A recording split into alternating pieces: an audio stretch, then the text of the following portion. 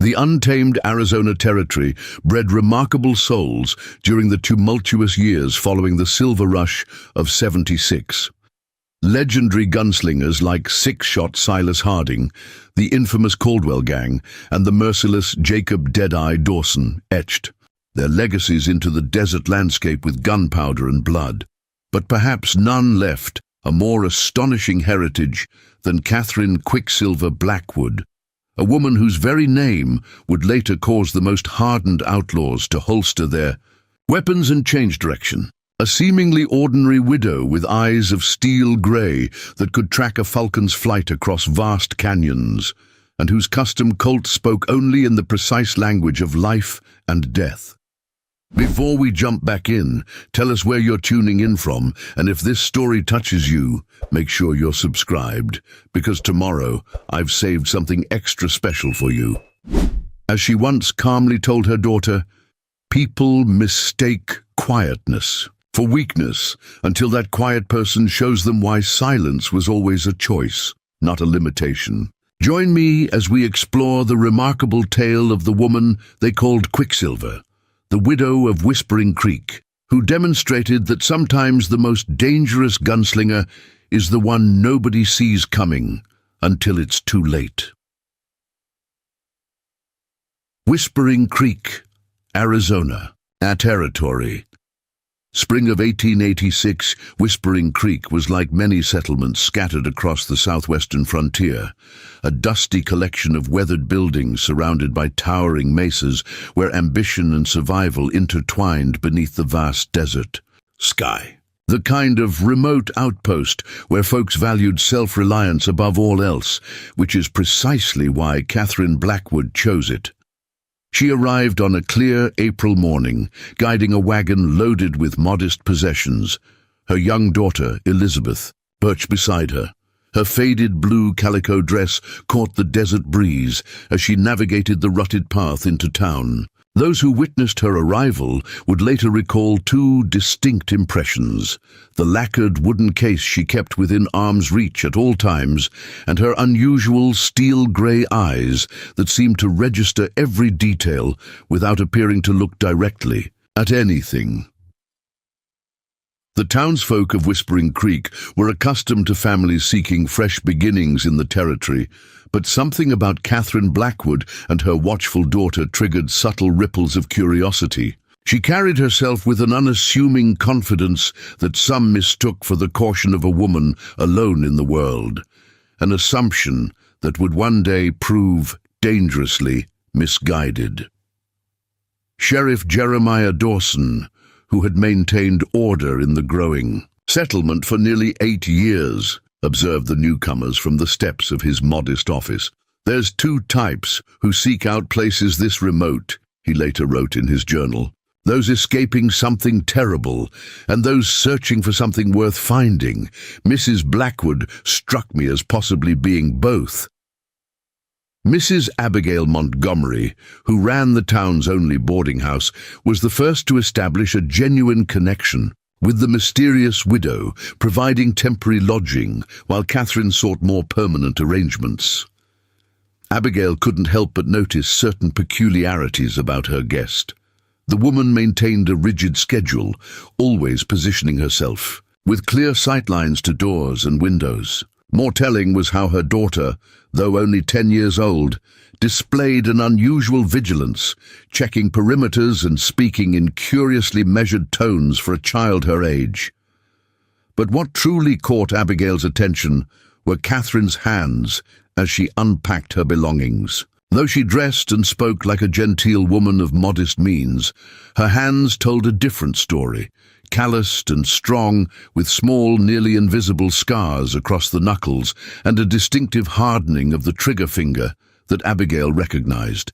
From her late husband's hand, these weren't the hands of a sheltered housewife, but of someone intimately familiar with firearms and their regular use. Abigail was a woman who understood the value of discretion on the frontier. The questions she chose not to ask spoke volumes about the respect Catherine quickly earned in the small community. Within 2 weeks of their arrival, Catherine had purchased the old Prescott Place, a sturdy cabin with a small clearing nestled against the foothills 3 miles outside town. The previous owner, a prospector who'd lost his nerve after a cave-in 2 seasons prior, had been eager to sell and return east.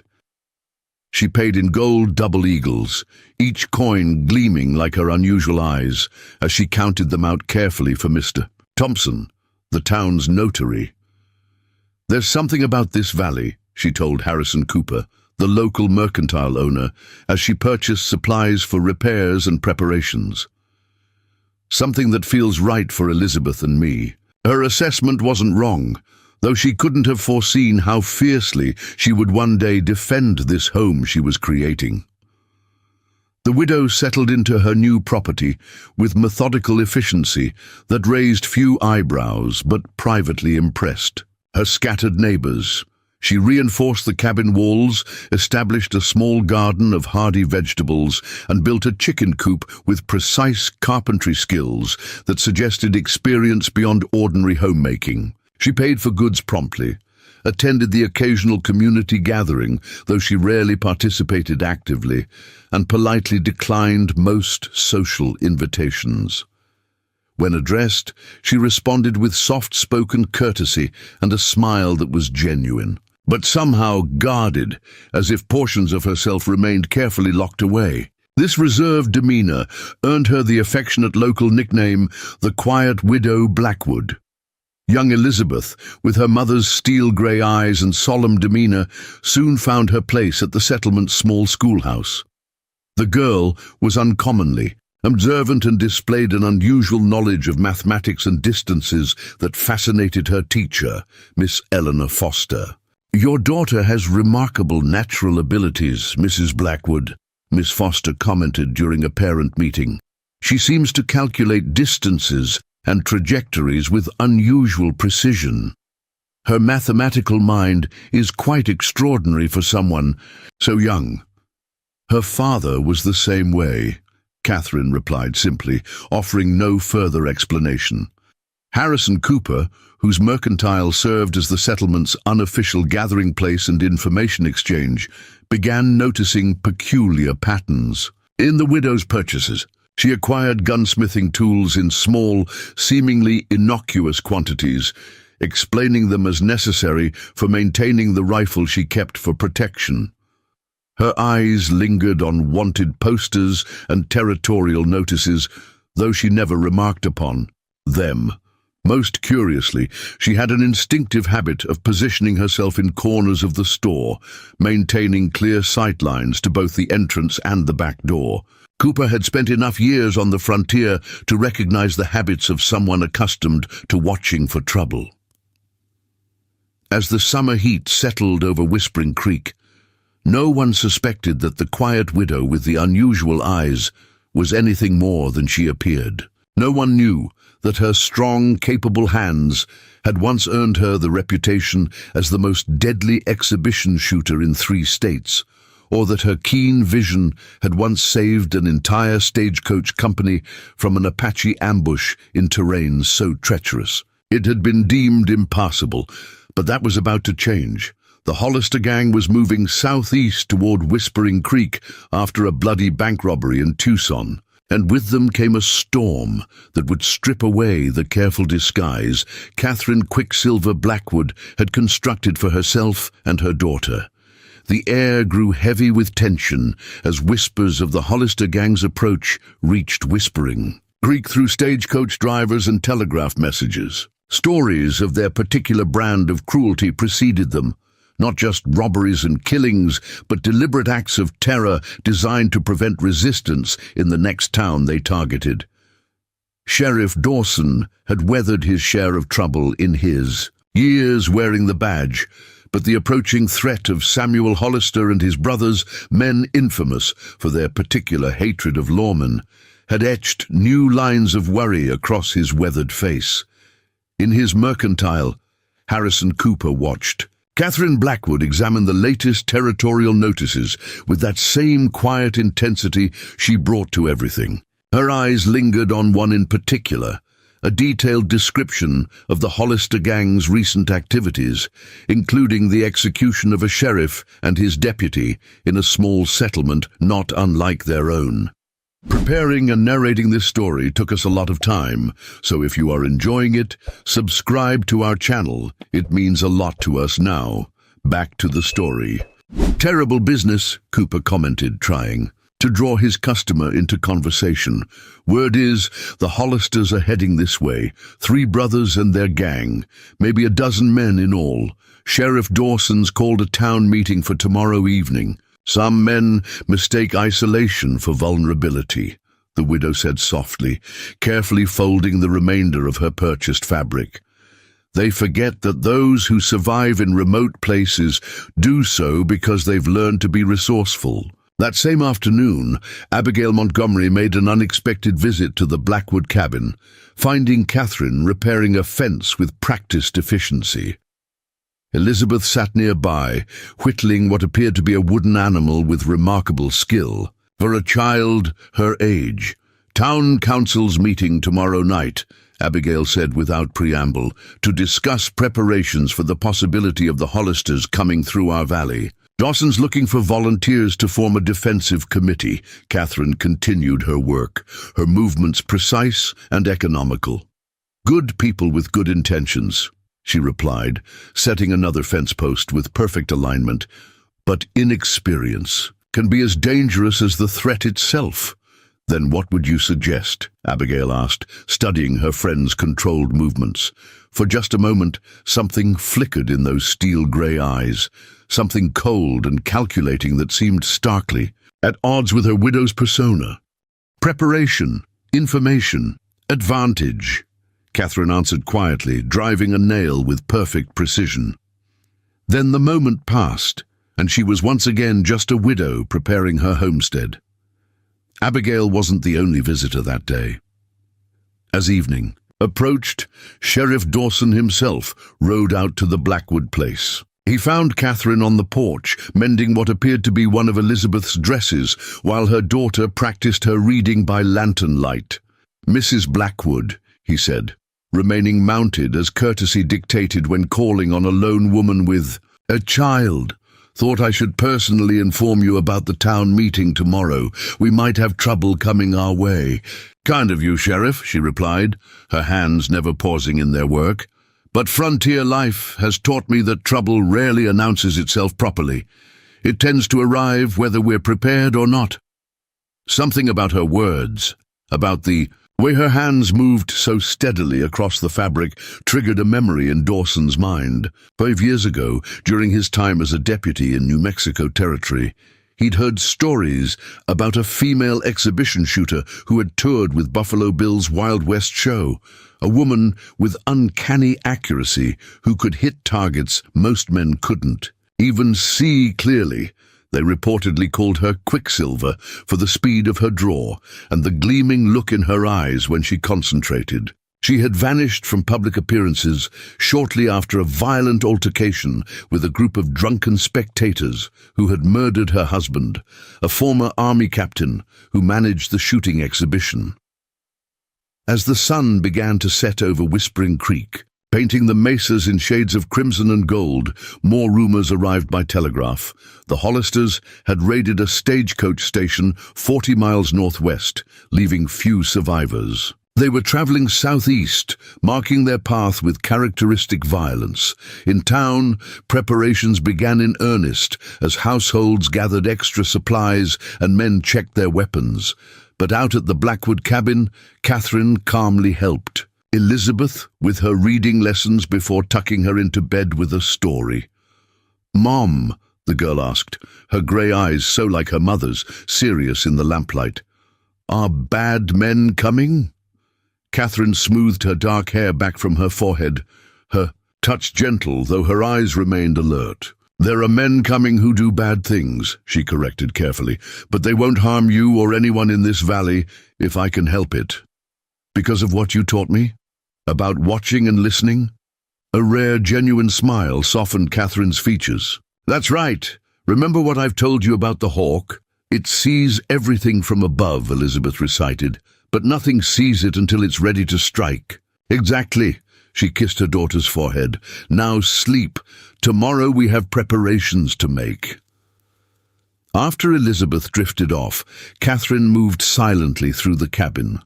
She knelt before the large wooden trunk at the foot of her bed and carefully removed a false bottom that concealed a hidden compartment. From this cavity, she withdrew an oilskin-wrapped package.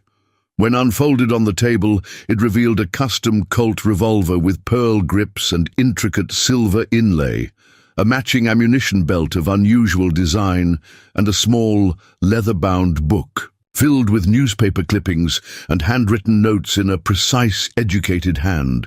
For nearly an hour, she studied these materials by lamplight, occasionally making new notations. Her face, in these private moments, bore little resemblance to the reserved widow the townspeople knew. Here, alone with her true self, Catherine Quicksilver Blackwood displayed the focused intensity of a predator, calculating the precise moment to strike.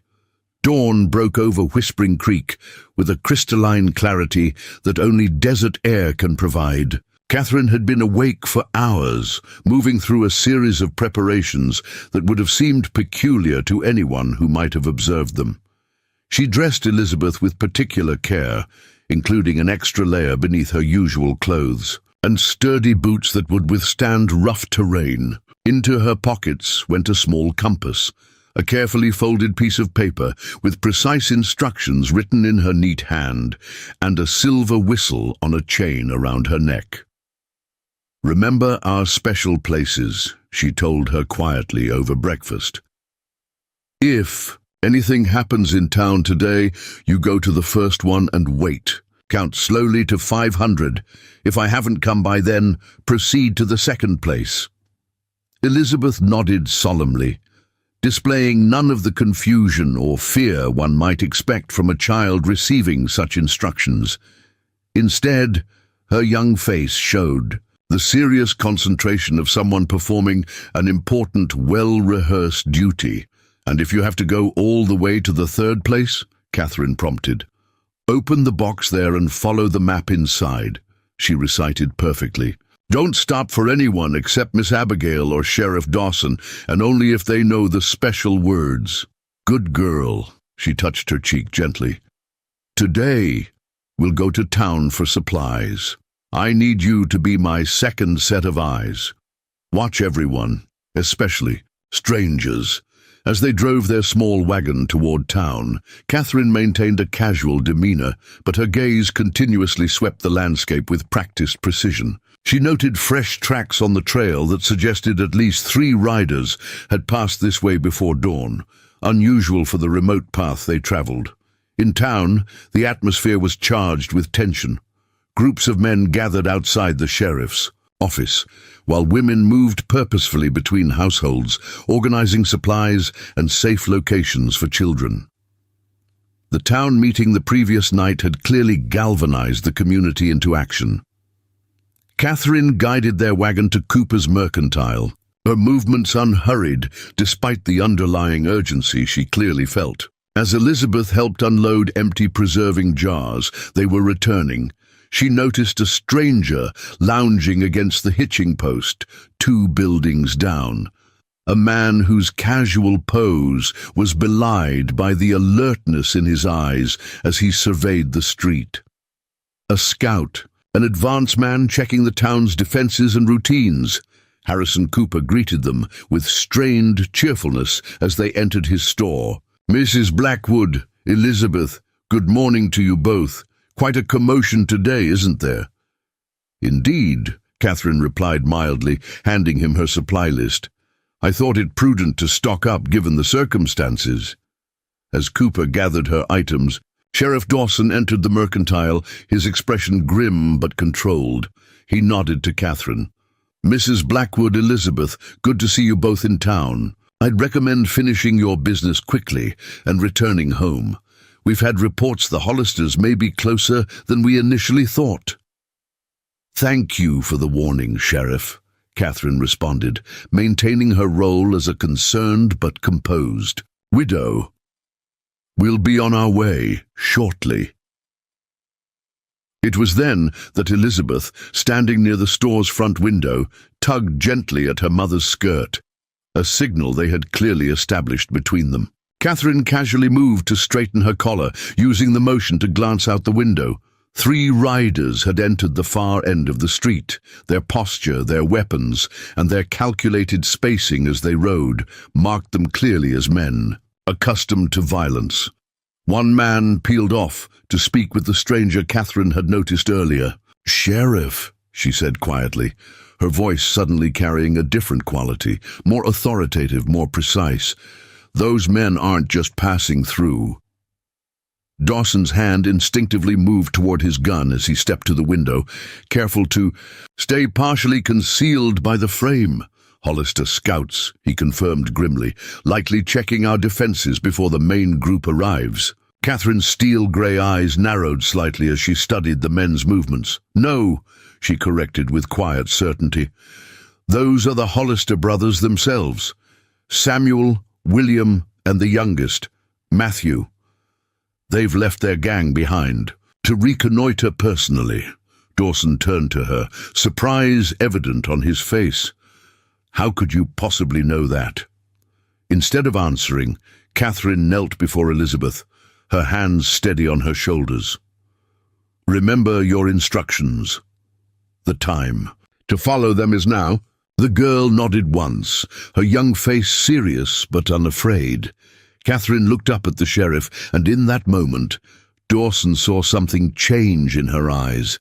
A transformation so profound, it was as if a different person suddenly occupied her skin.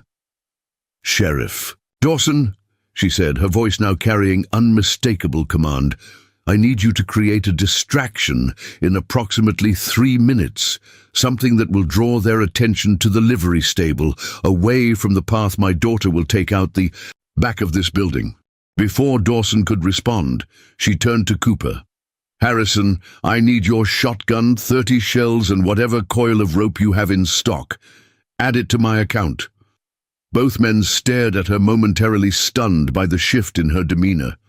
"Now, gentlemen," she added quietly, "lives depend on how quickly you move in the next few minutes." It was her tone, the absolute certainty of someone accustomed to being obeyed in crisis situations, that spurred them into action. Cooper wordlessly retrieved the requested items, while Dawson, still confused but responding to the authority, in her voice, moved toward the door. "Who are you, really?" he asked, pausing at the threshold. "Catherine Quicksilver." Blackwood straightened to her full height, the careful disguise of widowed gentility falling away like an unneeded cloak. "Someone who knows exactly what Samuel Hollister is capable of," she said, her steel-grey eyes cold as a desert night in winter, "and exactly how to stop him." As Catherine Blackwood checked her Winchester and secured additional ammunition in her dress pockets, the carefully constructed life she had built in Whispering Creek over the past 10 months flashed through her mind. The quiet routine she had established had served its purpose well, providing Elizabeth with stability while keeping them both safely anonymous. But now, as she prepared to face a threat she had long anticipated, Catherine knew that peace was about to shatter like a bottle on a shooting range. "Take Elizabeth through the back," she instructed Cooper, her voice carrying the unmistakable tone of someone accustomed to giving orders in life-or-death situations. "There's a storage cellar beneath the apothecary. Get her to Miss Abigail. Then find Deputy Collins and tell him to circle around behind the saloon." Sheriff Dawson studied her with narrowed eyes, pieces of a puzzle finally connecting in his mind. "You're her, aren't you? Quicksilver Kate from the Buffalo Bill show.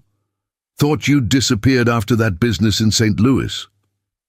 "Catherine will do just fine, Sheriff," she replied, checking the shotgun's action with practiced hands. "And yes, I disappeared for good reason. Now, unless you want 3 of the most vicious killers in the territory to add Whispering Creek to their list of conquests, I suggest you follow my lead." Dawson nodded, recognizing the calm expertise of someone who had faced violence before. "What's your plan?" "First, We get my daughter to safety. Then we ensure Hollister doesn't leave this town with enough men to threaten another settlement." Her words carried a cold finality that made even the hardened lawman pause. As Cooper ushered Elizabeth toward the back door, Catherine knelt quickly before her daughter. "Remember everything I taught you," she said softly. "I'll find you at the special place." Elizabeth's steel-grey eyes, so like her own, showed understanding beyond her years. "I'll be careful, Mom. You too." The simple exchange carried the weight of countless drills and preparations. With one last touch to her cheek, she sent her daughter with Cooper while turning her attention back to the immediate threat. "Those men out there aren't just common bandits," Catherine explained, moving to a position where she could observe the street without being seen. Samuel Hollister was a Confederate sharpshooter during the war. His brothers learned from him. They planned their attacks with military precision, studying their targets for weaknesses before they strike. "How do you know so much about them?" Dawson asked, checking his ammunition. "Because 4 years ago they attended one of my shooting exhibitions. In Denver," she replied, her expression hardening. "Samuel challenged me to a contest. When I outshot him in front of 200 spectators, he took it personally. Swore he'd find me someday and prove who was the better shot." Before she could continue, a commotion erupted from the direction of the saloon, Dawson's deputy creating the distraction they needed. As the Hollister brothers turned their attention toward the noise, Catherine slipped out a side window, moving with silent efficiency toward the rear of the buildings. Her movements were nothing like those of the modest widow the town had come to know. Each step was calculated, precise, her body held in the practiced posture of someone who had spent thousands of hours with a gun in hand. This was Quicksilver Kate, the woman whose shooting exhibitions had once drawn crowds from St. Louis to San Francisco, now emerging from a disguise she had worn for nearly a year. 8 months earlier, Catherine and Elizabeth Blackwood had arrived in Whispering Creek with little more than a wagon of possessions and the hope of anonymity. Their journey had begun 3 years before, following a tragedy that had forced them into hiding. Captain James Blackwood had been a respected Army officer before leaving service to manage his wife's increasingly popular shooting exhibitions. Their partnership had been both personal and professional. He handled the business while she performed feats of marksmanship that left audiences gasping in disbelief. Until the night in St. Louis, when 3 drunken men, furious at losing bets on a challenger who claimed he could outshoot the woman, cornered James behind the exhibition tent. Catherine had heard the confrontation from inside, but by the time she reached her husband, the damage was done. A knife between the ribs, a final whispered warning, and the beginning of her life as a widow. The official investigation had yielded nothing. The perpetrators, all connected to wealthy St. Louis families, claimed self-defense and were cleared of charges. But Catherine knew the truth, had seen one man's distinctive snake tattoo as they fled, and recognized the deliberate technique of the killing. What had begun as her personal quest for justice became a desperate flight to protect her daughter when she discovered the men had connections to the notorious Hollister gang. Whispers reached her that Samuel Hollister himself had ordered the attack, revenge for his public humiliation, dressed up as a random act of violence. For 3 years, they had moved from settlement to settlement, staying ahead of both revenge and rumor. Whispering Creek, remote and self-sufficient, had seemed the perfect place to finally establish a home while she planned her next move. Now, as Catherine circled behind the mercantile, she caught sight of Matthew Hollister, the youngest brother, separating from the others to investigate the storage sheds behind the saloon. The moment she had both anticipated and dreaded for years had arrived with unexpected suddenness, forcing her to become again the woman she had tried to leave behind. Sheriff Dawson had emerged from the mercantile, creating a convincing confrontation that held the attention of Samuel and William Hollister in the main street. His performance bought Catherine the precious seconds she needed to close the distance to Matthew, approaching from his blind side. "Don't move," she whispered, the barrel of her revolver pressing against the base of his skull. "Hands where I can see them, Matthew." The young outlaw froze, his body tensing at the unmistakable pressure of a gun barrel and the shock of hearing his name from a stranger. "Who the hell are—" he began, but fell silent as Catherine moved slightly, allowing him to glimpse her face. "Remember me now?" she asked, her voice carrying none of the gentle tones Whispering Creek had come to associate with the widow. "Denver 4 years ago. Your brother made quite the spectacle of himself." Recognition dawned in his eyes, followed quickly by fear. "You're that shooter, the one they called Quicksilver." "I'm also the widow of James Blackwood," she added coldly. "The man your associates murdered in St. Louis on your brother's orders." Matthew's expression confirmed what she had suspected for years. This hadn't been a random attack by drunken spectators. It had been deliberate, calculated revenge for Samuel's public humiliation. "That wasn't me," he stammered. "I wasn't even there. That was all Sam's doing. And yet here you are, riding with him, preying on towns like this one." Catherine's voice remained steady as she secured his weapons with her free hand. "How many innocent people have died because of your family's reputation, Matthew? How many children left fatherless?" The young Hollister had no answer, his earlier bravado evaporating under her cold gaze. With practiced efficiency, Catherine bound his hands and secured him to a support post inside the empty storage shed. A bandana served as an effective gag, preventing him from warning his brothers. "Your brothers will join you shortly," she informed him quietly. "Consider yourself fortunate. You get to watch what happens when men like Samuel finally face someone they can't intimidate." Outside, the confrontation between Sheriff Dawson and the Hollister brothers was intensifying. Samuel, a tall man with a distinctive scar running from temple to jawline, kept his hand hovering near his holstered revolver as he responded to the lawman's questions with barely concealed contempt. "We're just passing through, Sheriff," he drawled, his voice carrying across the suddenly silent street. "No need to get yourself killed over a simple misunderstanding."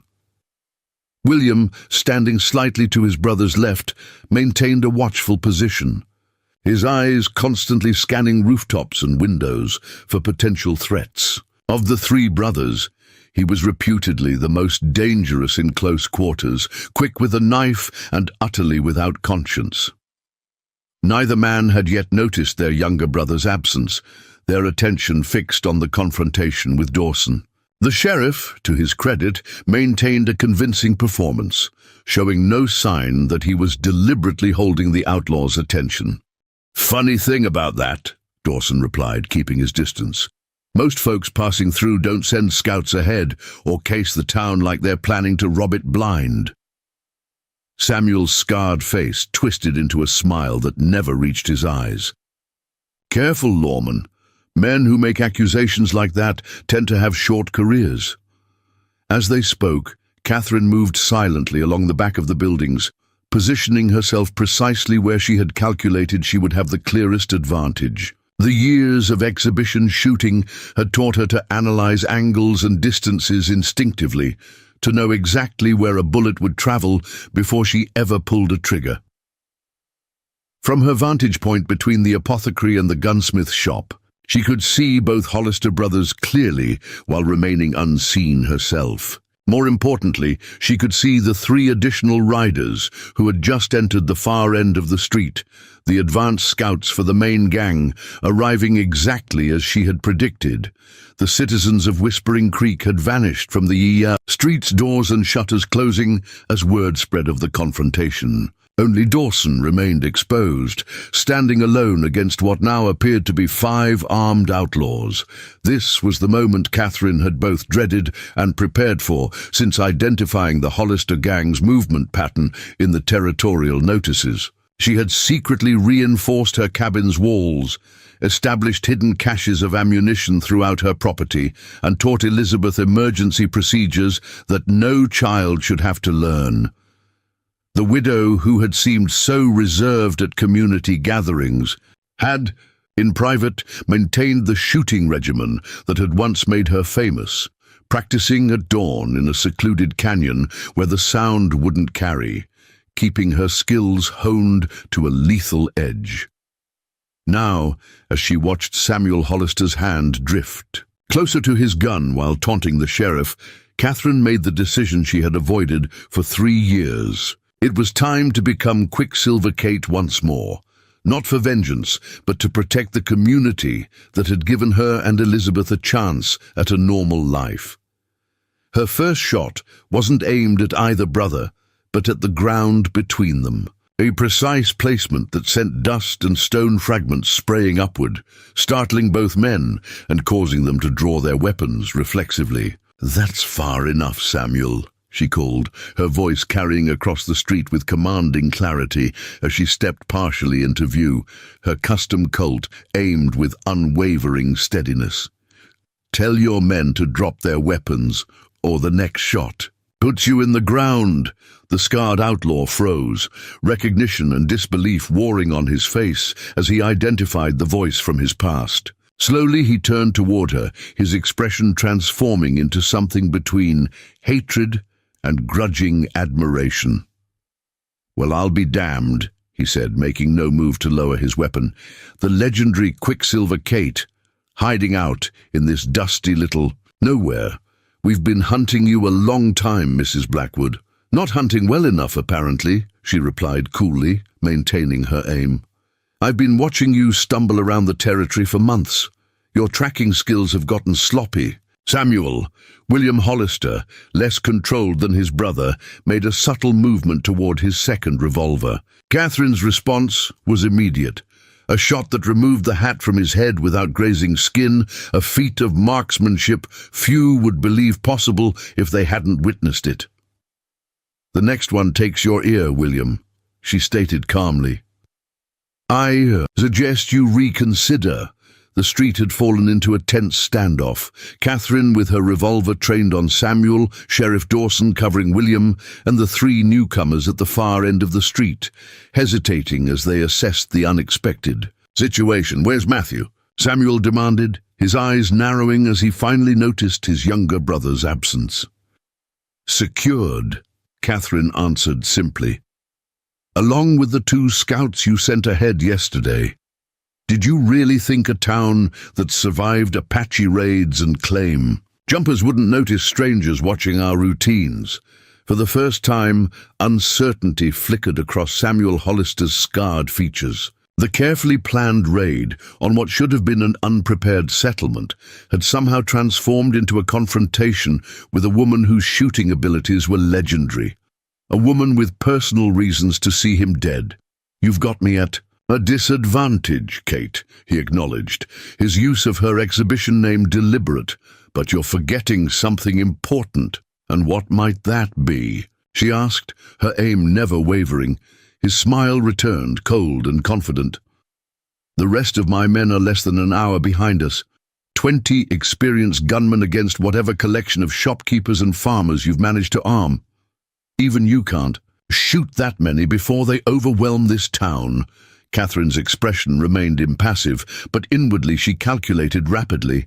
If Samuel was telling the truth, and she suspected he was, Whispering Creek faced a threat far greater than she had anticipated. The Hollister gang at full strength would indeed overwhelm the town's defenses, regardless of her own abilities.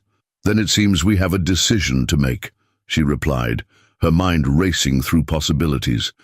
"You can order your men to ride on past this town when they arrive, or you can watch your brothers die before the first shot is fired against Whispering Creek." The transformation of the quiet widow into this cold-eyed gunfighter had caught even Sheriff Dawson by surprise. The woman who had politely declined invitations to social gatherings now stood unflinching in a life-or-death confrontation with some of the territory's most dangerous outlaws. "You're bluffing," Samuel scoffed, though doubt had crept into his voice. "You're an exhibition shooter, not a killer." Catherine's steel-grey eyes hardened further. "You forfeited the right to that assumption when you sent men to murder my husband, Samuel. I've changed since Denver." Before Samuel could respond, the distinctive sound of a rifle being cocked echoed from the roof of the Mercantile. Deputy Collins had positioned himself as Catherine had instructed, providing another angle of fire on the Hollister brothers. Simultaneously, Harass and Cooper emerged from the gunsmith shop with a loaded shotgun, and two more townsmen appeared at windows overlooking the street, rifles at the ready. The odds had shifted dramatically, and Samuel Hollister knew it. What should have been a simple reconnaissance had turned into a potential last stand for the leadership of his gang. The cold calculation in his eyes showed he understood exactly how precarious his position had become. "Seems we both have decisions to make," he said finally, his voice carrying the dangerous edge of a cornered predator. "Question is, Quicksilver Kate, are you ready to make the play that ends this standoff one way or another?" Catherine's aim remained steady, her resolve absolute. The moment of confrontation she had both dreaded and prepared for had arrived, forcing her to become again the woman she had tried to leave behind. Not just an exhibition shooter, but a protector willing to do whatever necessary to defend what was hers. "I was born ready, Samuel," she replied, her voice carrying across the tense silence of Whispering Creek's main street. "The real question is whether you're prepared to die today." The tense standoff in Whispering Creek's dusty main street seemed frozen in time. Catherine, with her Colt trained unwavering on Samuel Hollister, the scarred outlaw leader calculating his odds with cold precision. Sheriff Dawson kept William covered, while Deputy Collins maintained his position on the Mercantile roof, rifle aimed steady. The afternoon sun cast harsh shadows across the scene, the silence broken only by the distant call of a desert hawk circling. "Overhead, 20 men, Samuel," Catherine finally spoke, her voice carrying clearly in the stillness. "Interesting. Last I heard in Tucson, you were down to 15 after that failed bank job. You always did have a talent for exaggeration." A flicker of surprise crossed the outlaw's face. She had been tracking his movements more closely than he'd realized. "Whereas your talent," he countered with forced casualness, "was making widows, except, it seems, of yourself." Catherine's expression remained impassive despite the barb. "Last chance. Order your advance scouts to drop their weapons, then we discuss terms." Samuel's laugh held no humor. "Terms? You're still thinking like a performer, Kate. This isn't an exhibition with rules and a paying audience. This is survival." I couldn't agree more. Without shifting her aim from Samuel, she called out, "Cooper, signal Abigail." From the gunsmith shop, Harrison Cooper raised a small mirror, flashing sunlight 3 times toward the church steeple. Almost immediately the church bell began to toll, not the panicked clanging of an alarm, but a deliberate, measured sequence. Samuel's eyes narrowed. "What game are you playing?" "No game, just preparation." Catherine's steel-grey eyes remained fixed on him. "That signal is mobilizing every able-bodied resident of Whispering Creek according to the defense plan we established months ago. Your advance scouts at the edge of town are about to have company." As if to confirm her words, rifle shots rang out from the direction of the 3 riders who had just entered town. 2 immediately dove for cover, while the 3rd clutched his leg, his horse rearing in panic. "You see, Samuel," Catherine continued calmly, "I've had 10 months to prepare this town for trouble. We've drilled repeatedly for various scenarios, including the arrival of a gang exactly like yours." For the first time, genuine uncertainty showed on the outlaw leader's scarred face. The simple raid he had envisioned was unraveling before it even began. "Perhaps you're wondering how I knew you were coming specifically." Catherine pressed her advantage. Those two drifters who passed through 3 days ago, the ones asking casual questions about the town's defenses and my whereabouts? They weren't as anonymous as you hoped. One had a distinctive snake tattoo on his wrist, rather like the man who killed James. Samuel's expression hardened, but she continued before he could respond. We gave them exactly the information I wanted you to have. That I was a defenseless widow, that the sheriff was elderly and ineffective, that the town had no organized defense. A cold smile touched her lips. You walked into a trap of your own making, Samuel. Pride always was your weakness. The transformation of quiet Catherine Blackwood into the deadly Quicksilver Kate was now complete, her tactical mind fully engaged in the confrontation she had anticipated for years. Behind the mercantile, Elizabeth Blackwood crouched in the root cellar beneath the apothecary, listening to the distant sounds of confrontation. Miss Abigail sat beside her, a loaded shotgun across her lap, not the frightened shopkeeper most townsfolk believed her to be, but a woman who had survived 3 Apache raids in her younger days.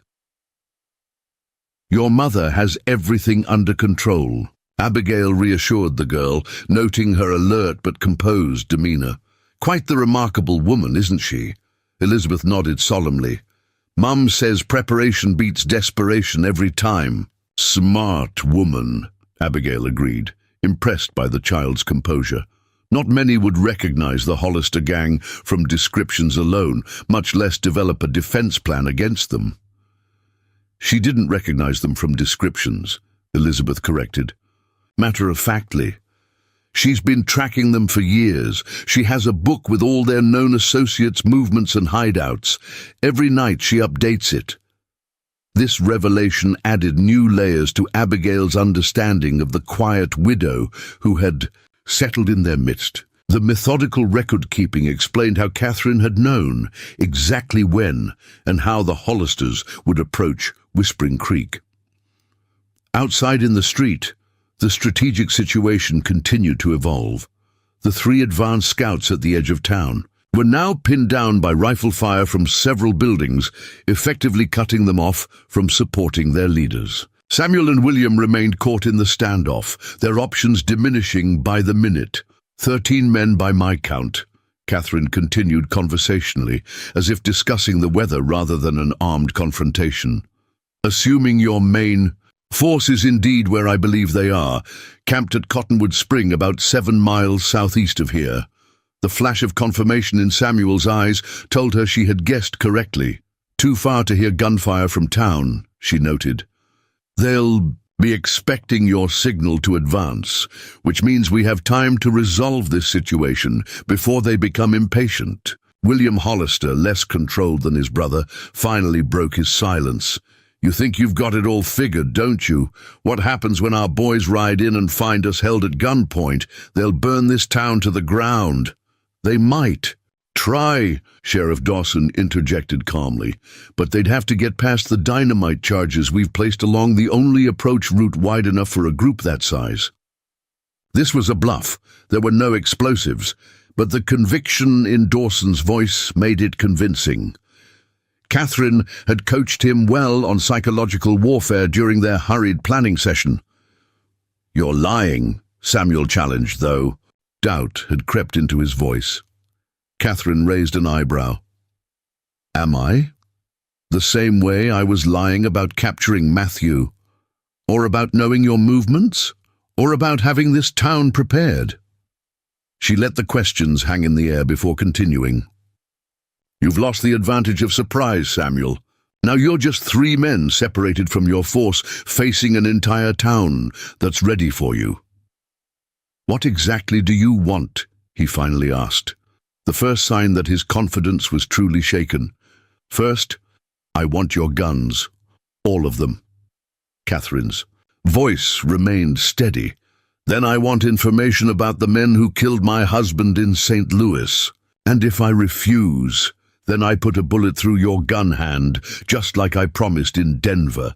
Her tone made it clear this wasn't a threat, but a simple statement of fact. You'll never shoot straight again. William gets the same treatment from the sheriff.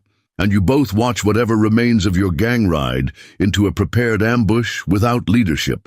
As they spoke, Cooper had been gradually moving to a more advantageous position, his shotgun trained on the Outlaws. The pattern of forces had shifted subtly, but definitively, creating a triangle of firepower that left the Hollister brothers with no safe direction to move. Samuel Hollister had built his reputation on cunning and viciousness rather than suicidal bravery. Catherine could see him calculating odds, weighing options, searching for any advantage in a situation that had deteriorated beyond his control. "Times have changed since the war, Samuel," she pressed, recognizing his hesitation. "The territories are becoming civilized. Telegraph lines connect every major settlement. Pazis can be mobilized within hours. The days when outlaws could terrorize towns with impunity are ending." The scarred outlaw leader's eyes narrowed. Curious lecture from a woman who spent years hiding from her past rather than facing it. "I wasn't hiding," Catherine corrected him. "I was hunting. Every town we passed through, every rumor we tracked, every wanted poster I studied, all of it led to this moment, facing you on my terms, not yours." The revelation struck home. Samuel Hollister suddenly understood that he hadn't been pursuing Quicksilver Kate at all. She had been methodically maneuvering him into a confrontation of her choosing. "Enough talk," Sheriff Dawson interrupted. "Your decision, Hollister. Surrender now or we end this the hard way." For several heartbeats no one moved. Then, with deliberate slowness, Samuel Hollister raised his hands slightly. "Seems you've outmaneuvered." "Me, Kate," he acknowledged, a dangerous edge still present in his voice. "But this doesn't end here, no matter what happens next." "Drop your weapons," she instructed, giving no indication she had heard his implied threat. "Both of you. Gun belts, too." William began to comply, slowly unbuckling his gun belt, but Samuel remained motionless, his hands still hovering near waist. "Level. I said drop them, Samuel." Catherine's aim never wavered. "You know," he replied, his voice suddenly conversational, "there's something I've wondered since Denver. All those fancy exhibition shots, shooting dimes out of the air, splitting playing cards edge on. But could you really pull the trigger when it counted? When it wasn't just show business?" Catherine's expression remained impassive. "You're stalling." A thin smile crossed his scarred face. "Maybe. Or maybe I'm just curious if the legendary Quicksilver Kate can actually—" His hand dropped to his holster with the lightning speed that had made him notorious throughout the territory. Most men would have been caught flat-footed by the sudden move after such a tense standoff. Catherine Blackwood was not most men. Her Colt barked once, the report echoing between the buildings. Samuel's draw faltered as the bullet found its mark, precisely where she had promised, through his right hand, shattering bone and rendering his fingers useless. His unfired revolver clattered to the dirt as he clutched his bleeding hand, cursing through clenched teeth. William froze, his own weapon half drawn, as he found himself staring into the unwavering barrel of Catherine's Colt, which had shifted to cover him before his brother's gun hit the ground. "That answers your question," she said quietly, no satisfaction or remorse in her voice, just the calm certainty of someone who had done exactly what she intended. "Now, finish removing that gun belt before you join your brother in needing a doctor." The demonstration of her speed and accuracy left no room for further resistance. William Hollister slowly removed his weapons, kicking them toward Sheriff Dawson as instructed. "Cooper," Catherine called, never taking her eyes off the outlaws. "Fetch Dr. Miller for Samuel's hand, then help the sheriff secure these two with their brother in the jailhouse." As the mercantile owner moved to comply, Samuel Hollister glared at Catherine through eyes glazed with pain. "This isn't justice," he spat. "This is personal vengeance." "You're right about one thing," she acknowledged coldly. "It is personal. But the justice comes next, when you stand trial for murders across 3 territories, including that of James Blackwood." Once the Hollister brothers were disarmed and secured, Catherine turned her attention to the 3 advanced scouts still, pinned down at the edge of town. With Sheriff Dawson coordinating, the townspeople maintained their covering fire while Deputy Collins approached the trapped men with terms: surrender immediately or face the same fate as their leaders. Seeing the Hollister brothers being led away in shackles, the scouts quickly abandoned any thought of resistance. Within minutes, all 5 outlaws were secured in Whispering Creek's small jailhouse, their weapons confiscated, and their wounded receiving reluctant treatment from Dr. Miller. Only then did Catherine Blackwood allow herself to exhale fully, the intensity of combat focus gradually receding as she assessed the situation. The immediate threat had been neutralized, but a larger danger remained. The main body of the Hollister gang, still waiting at Cottonwood Spring for a signal that would never come. "They'll get restless by nightfall," she explained to Dawson as they conferred outside the sheriff's office. "When Samuel doesn't return or send word, someone will ride in to investigate." The sheriff nodded, already thinking ahead. "We need to prepare for that possibility. How many men did you actually count in their main force?" "Based on the tracks I've been monitoring, no more than 12, Catherine replied, "possibly fewer after their losses in Tucson." "Still too many for a direct confrontation," Dawson mused, "especially with most of my defensive positions revealed now." Catherine's tactical mind was already formulating alternatives. "We don't need to confront them directly. We need to convince them their leaders have ridden on without them." "And how do we manage that?" A cold smile touched her lips. "By using Samuel Hollister's own methods against his men." Before she could elaborate, Elizabeth came running down the street from the apothecary, Miss Abigail following at a more dignified pace. Catherine knelt to embrace her daughter, the brief display of emotion a stark contrast to the deadly efficiency she had demonstrated minutes earlier. "You did exactly as we practiced," she said softly, checking Elizabeth for any sign of distress. "I'm proud of you," the girl nodded solemnly. "I knew you'd stop them. You always said people who use fear as a weapon don't know what to do when someone stands up to them."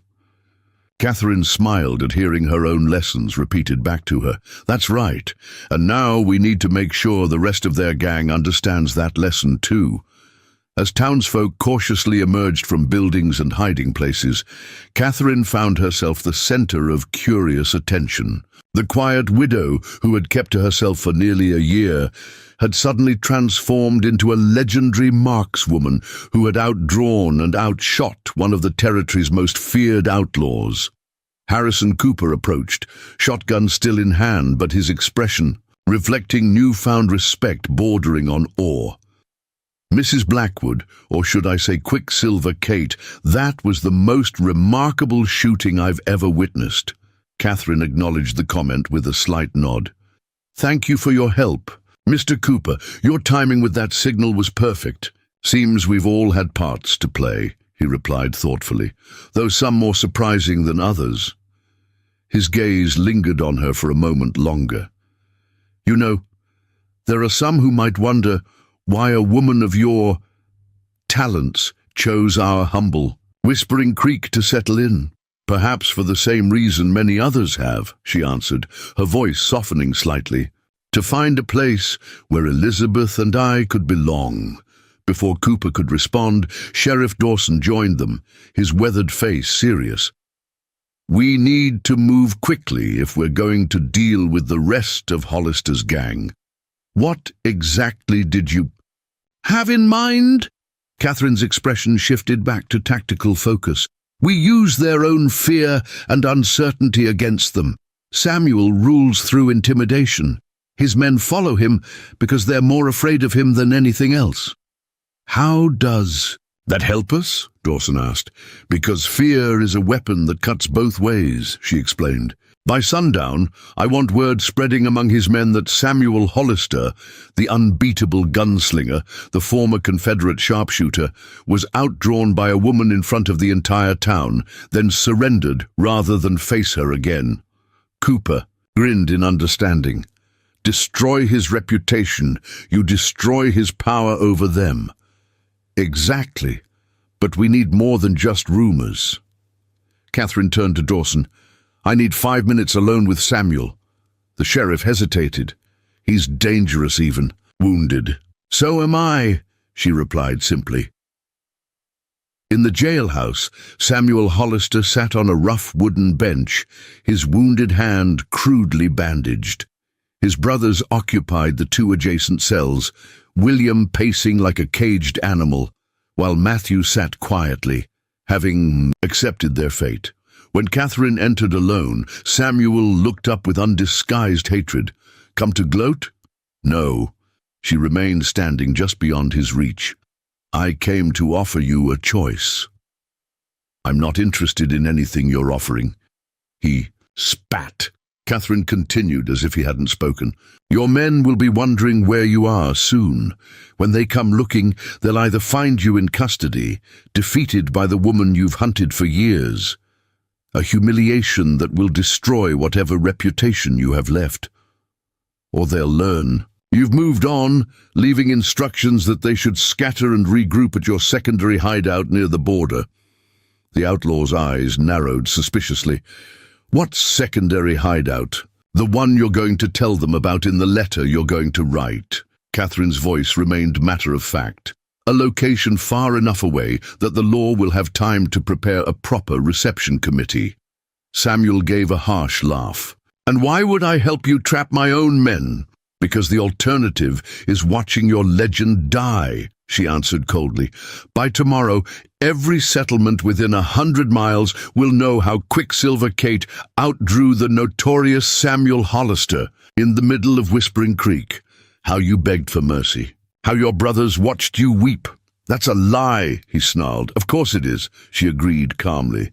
But lies travel just as fast as truth in these territories. Faster sometimes, especially when people want to believe them. For the first time, genuine fear flickered in Samuel Hollister's eyes. Not physical fear, but the terror of a man whose entire identity rested on his fearsome reputation. In the cutthroat world of outlaw gangs, respect was currency, and Catherine was threatening to bankrupt him completely. The choice is yours, she continued. Help disperse your gang with your reputation partially intact, or become a cautionary. A tale told in every saloon from here to Tucson. Samuel Hollister stared at her for a long moment, truly seeing her for the first time. Not as the exhibition shooter he had humiliated years ago, but as a strategist who had outmaneuvered him. At every turn, you've changed, Kate, he said finally, his voice quieter. The woman I met in Denver wouldn't have been capable of this. Catherine Blackwood met his gaze unflinchingly, the steel in her eyes matched only by the certainty in her voice. That woman died in St. Louis with her husband. I'm what remains. Twilight descended over Whispering Creek, painting the desert landscape in purple shadows as Catherine Blackwood stood on the jailhouse porch, watching the horizon. In the streets, townsfolk moved with purpose, implementing the defensive strategy. She had devised over hours of intense planning with Sheriff Dawson and the town's most capable residents. The confrontation with the Hollister brothers had transformed the quiet settlement into an organized militia, united by the shared determination to protect their home. Inside the jailhouse, Samuel Hollister sat at the sheriff's desk, his wounded hand freshly bandaged by Dr. Miller. Under Catherine's unwavering gaze and Dawson's shotgun, he painfully scrawled a letter to his waiting gang. The message was carefully crafted, Catherine dictating specific wording that would convince his men to disperse without arousing suspicion. Sign it, she instructed when he finished, sliding the paper toward him. Samuel's eyes, cold with hatred, met hers as he scratched his signature. You realize this only delays the inevitable. There are others who'll come looking when word spreads that you've resurfaced. Perhaps, Catherine acknowledged, taking the letter. But those are problems for another day. Tonight we deal with your men. Deputy Collins entered, his young face serious. Riders approaching from the east, Mrs. Blackwood. 2 men moving cautious. Catherine nodded. Right on schedule. The main gang getting impatient, sending scouts to check on their missing leaders. She examined the letter once more before folding it carefully. Time to set our plan in motion. She turned to Dawson. Keep him secured. If anything goes wrong, get Elizabeth from Abigail and take her to the 3rd special place. She knows what to do from there. The sheriff nodded grimly. Nothing's going wrong. This town doesn't abandon its own. Something flickered in Catherine's steel-grey eyes. Surprise, perhaps, at being so quickly accepted as one of Whispering Creek's own, despite her hidden past. The sentiment settled around her shoulders like an unexpected but welcome blanket. Outside, Catherine briefed the volunteers who would implement her strategy. Harrison Cooper would play the role of a drunken prospector, intercepting the scouts with Samuel's letter and a convincing story about being paid to deliver it. Miss Abigail's nephew Thomas, an excellent rider, stood ready to follow the scouts. At a distance, to confirm they returned to the main gang with the message.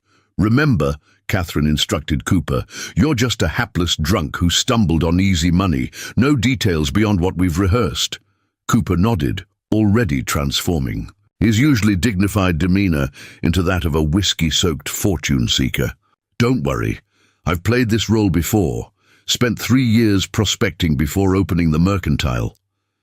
As they took their positions, Catherine found herself with a rare moment of solitude. The confrontation with Samuel had torn away her carefully constructed disguise, exposing Quicksilver Kate to the community she had hoped would never know that part of her. Now she stood revealed, not just as a legendary markswoman, but as a woman who had methodically planned for violence while pretending to seek peace. You're not the only one with secrets, came a voice behind her. Abigail Montgomery approached, her practical skirt swishing in the desert dust. Most who come to places like Whispering Creek carry pasts they'd rather leave behind. Catherine studied the older woman thoughtfully. And yours? A sad smile touched Abigail's weathered face. Boston socialite, married a man who took me west chasing silver dreams. When Apaches killed him, I discovered I was better at survival than grieving. She glanced toward the jailhouse. We all have our ghosts, Catherine. Difference is, yours caught up with you. Before Catherine could respond, a shout came from the eastern edge of town. Cooper had made contact with the scouts. Both women tensed, watching the distant interaction. The entire plan hinged on this moment. If the ruse failed, Whispering Creek would face the full wrath of the Hollister gang. Minutes stretched like hours until Cooper staggered back into town, his performance as a drunken messenger convincingly maintained until he was out of sight of the riders. They took it, he reported, straightening and dropping the act. Read the letter right there, asked a few questions about who gave it to me.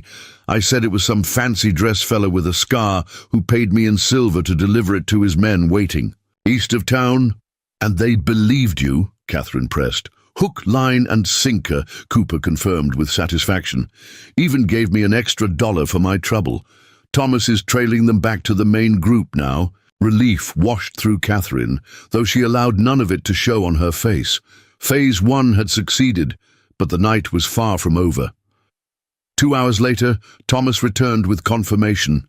The Hollister gang had broken camp at Cottonwood Spring and was riding south, following the instructions in Samuel's letter to regroup at a non-existent hideout near the Mexican border. In the jailhouse, Catherine delivered the news to their prisoners. Your men won't be coming, Samuel. By morning, they'll be scattered across 3 counties, riding hard for a rendezvous that doesn't exist. Matthew Hollister, the youngest brother, looked up in genuine confusion. Where are they actually going? Right into the waiting arms of the Arizona Rangers, Sheriff Dawson answered with satisfaction. Sent a telegraph to Captain Reynolds this afternoon. He's had a standing order to round up what remains of your gang for months. William lunged against the cell bars, cursing viciously. You lying witch! You said you'd let them go if Sam cooperated. Said I'd have them disperse, Catherine corrected calmly. I never specified where to or what might be waiting when they arrived. Samuel, unlike his enraged brother, remained coldly composed. Clever, but this changes nothing between us, Kate. This is just the first hand in a much longer game. Catherine studied the outlaw leader, seeing not just the scarred face that had haunted her nightmares, but the desperate calculation behind his eyes. There is no longer game, Samuel. By this time tomorrow, you'll be on your way to Yuma Prison, to await trial for multiple murders. Whatever remains of your reputation will fade into campfire stories and cautionary tales. For the first time, genuine fear flickered across Samuel Hollister's features. Not physical fear, but the existential terror of a man facing his own erasure from history. Outside, Whispering Creek gradually returned to an uneasy calm. Defensive positions were maintained through the night, but as dawn approached with no sign of further threat, the town began to exhale collectively. By mid-morning, a telegram arrived confirming that Rangers had intercepted and captured 8 members of the Hollister gang near Apache Pass. Catherine found Elizabeth in Abigail's kitchen, calmly helping prepare biscuits, as if the previous day's events had been nothing extraordinary. The sight of her daughter's remarkable composure brought a complex mixture of pride and sadness. Pride in Elizabeth's resilience, sadness that circumstances had required her to develop such strength at such a young age. Is it over? Elizabeth asked directly, her steel-grey eyes so like her mother's, missing nothing. Catherine considered how to answer, aware that her daughter deserved honesty. The immediate danger is past. The Hollisters will face justice for their crimes, including what happened to your father. But others might come, Elizabeth concluded with unsettling perception, because they know who you are now. That's a possibility we need to consider, Catherine acknowledged, sitting beside her daughter, which means we have decisions to make. Before they could continue their conversation, a commotion outside drew their attention. 3 riders were approaching from the north, not outlaws, but official representatives of territorial law enforcement. Catherine recognized the lead rider immediately, Marshal Robert Grant, the senior federal lawman for the Arizona Territory. Looks like decisions might be made for us, she murmured, moving to the door. Sheriff Dawson met the marshal and his deputies at the edge of town, engaging in serious conversation before leading them toward the jailhouse. Catherine, watching from Abigail's porch, felt a familiar tightness in her chest, the instinct to run that had guided her for 3 years. But Elizabeth's small hand, slipping into hers, anchored her to the spot. "We're not running anymore," Elizabeth stated quietly, a declaration rather than a question. Catherine looked down at her daughter, seeing in those young eyes a wisdom and determination beyond her years. "No," she decided in that moment, "we're not running anymore." Marshal Grant found them there a few minutes later, his weathered face unreadable as he approached. Catherine straightened, prepared for whatever came next. Arrest, interrogation, perhaps even charges related to her vigilante pursuit of the Hollisters. "Mrs. Catherine Blackwood," Grant began formally, removing his hat. "Or should I say, Quicksilver Kate? Been looking for you for quite some time." "Marshal Grant," she acknowledged coolly. "I assume you're here about the Hollisters?" "Partially," he confirmed. "Word travels fast when someone manages what the entire Arizona Rangers couldn't accomplish in 2 years, capturing all 3 Hollister brothers in one afternoon." Catherine remained silent, waiting for the inevitable questions about her methods, her past, her identity. Instead, Grant surprised her completely. "I knew your husband, Mrs. Blackwood. Captain James Blackwood was a fine officer and a better man. What happened in St. Louis was a miscarriage of justice that many of us in law enforcement have not forgotten." The unexpected mention of James, spoken with genuine respect, momentarily cracked Catherine's carefully maintained composure. Elizabeth squeezed her hand in silent support. "I'm not here to cause you trouble," Grant continued, noting her reaction. "Quite the opposite. I have a proposition that might interest you." Over the next hour, in the privacy of Abigail's sitting room, Marshal Grant outlined a situation that presented Catherine with an unexpected path forward. The territorial governor, impressed by reports of the Whispering Creek incident, had authorized Grant to offer Catherine a special position, consultant to the Arizona Rangers, on matters related to outlaw gangs operating in the territory. "Your knowledge of these criminal operations is unparalleled," Grant explained. "The tracking methods you used to locate and identify the Hollisters, the defensive strategies you implemented in this town, these are exactly the skills our Rangers need." Catherine listened with skeptical attention. "And my past, the fact that I've operated outside the law in pursuing my husband's killers? Let's call it a pardon in exchange for service," Grant replied pragmatically. "The governor is more interested in results than technicalities. The Hollisters have cost Arizona thousands in lost commerce and dozens of lives. You brought them to justice when official channels failed. I'd need guarantees," Catherine said, her mind rapidly assessing this unexpected offer. "Safety for Elizabeth, permission to maintain our home here in Whispering Creek. All arrangeable," Grant assured her. "You wouldn't be a ranger yourself. That would be too politically complicated given your unique history. But as a civilian consultant, you'd have the protection of territorial law while helping us dismantle the remaining outlaw networks." Elizabeth, who had remained silent throughout the discussion, finally spoke. "We could stay here. This would still be our home." The hopeful note in her daughter's voice settled something in Catherine's heart. Whispering Creek had become more than just another hiding place. It had become the home they both needed, a community that had embraced them despite their secrets. "I need time to consider this," Catherine told Grant, though her decision was already forming. "Take until tomorrow," he replied, rising to leave. "But know this, whether you accept or decline, your actions here have earned you the gratitude of the territorial government. The Hollisters will never threaten another settlement." After Grant departed, Catherine walked with Elizabeth to the ECU edge of town, finding a quiet spot overlooking the desert valley that had become their sanctuary. The afternoon sun cast long shadows across the landscape, turning distant mesas to gold against the deepening blue sky. "What are you thinking, Mom?"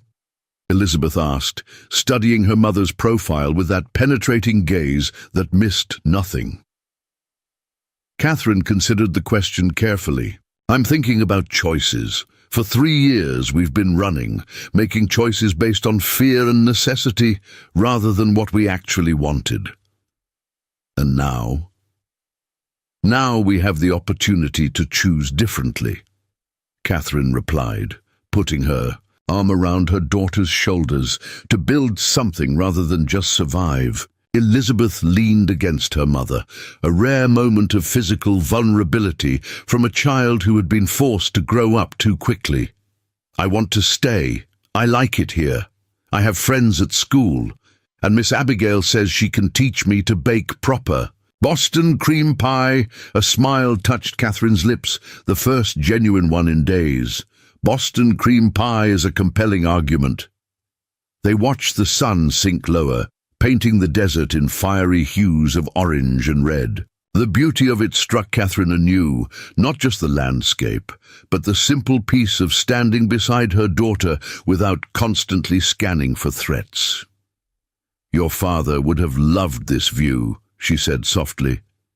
"He always said the territories had a particular kind of beauty that changed a person forever once they'd seen it. Do you think he'd be proud of what we did yesterday?"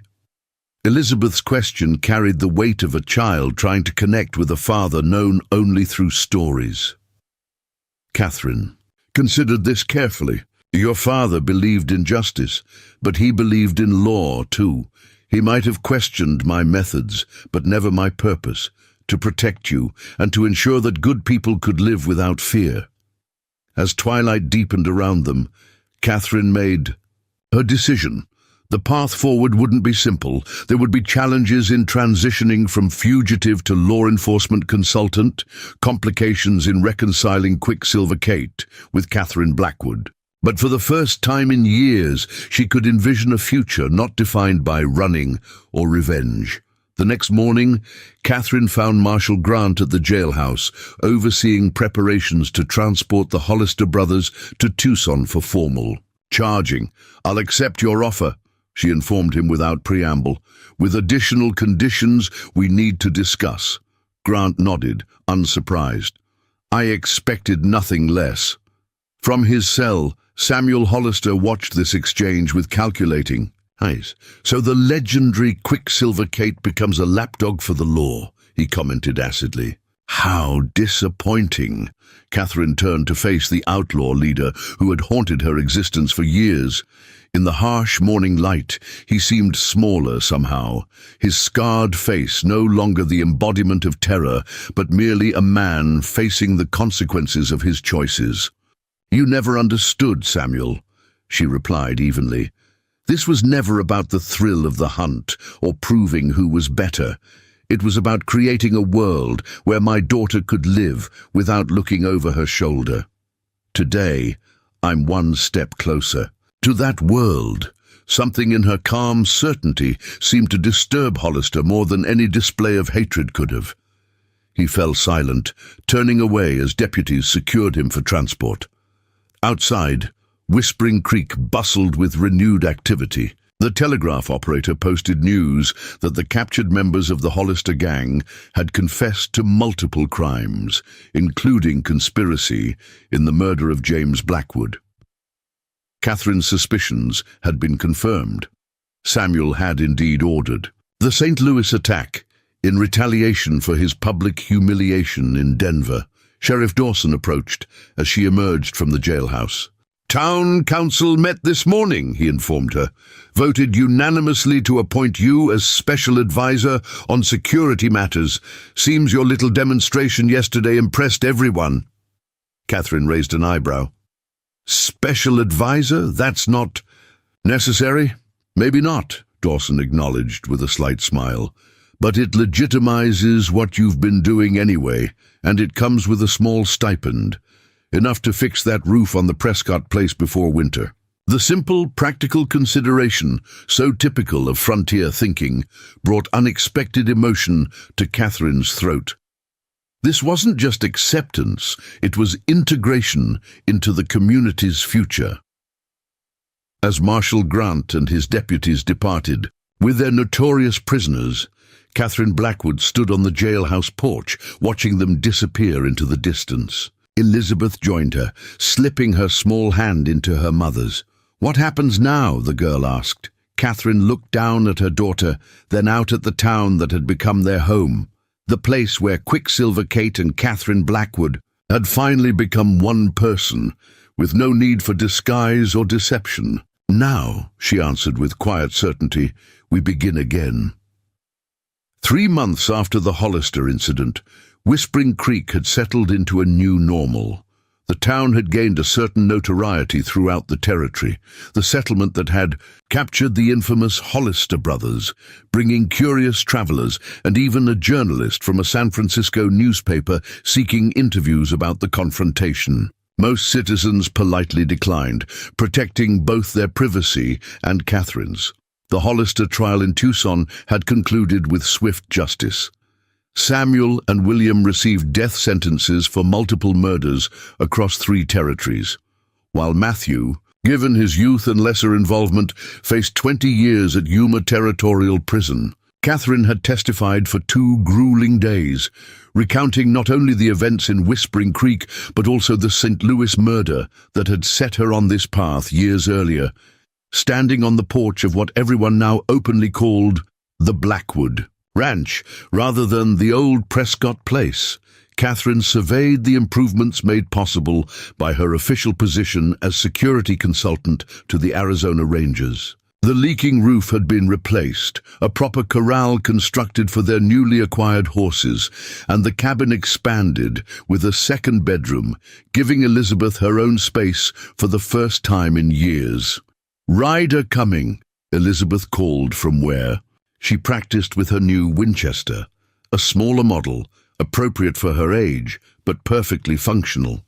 Catherine had finally relented to her daughter's request for proper shooting lessons, recognizing that the girl deserved the skills to protect herself in a still untamed land.